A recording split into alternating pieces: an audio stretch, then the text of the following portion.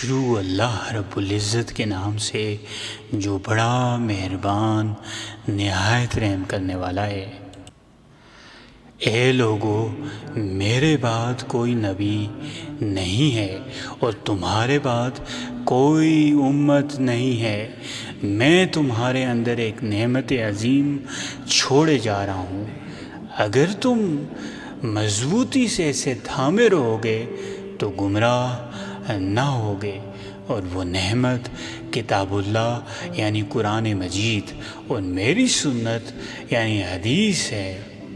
لوگو، اب شیطان اس بات سے مایوس ہو گیا ہے کہ اس سرزمین عرب پر اس کی پرستش کی جائے، لیکن عبادات کے علاوہ دوسرے معاملات میں اپنے پست افعال کے ذریعے اس کی فرما برداری کی گئی تو وہ اس پر بھی راضی رہے گا۔ تو تم اپنے دین کو اس کے شر سے بچا کر رکھنا۔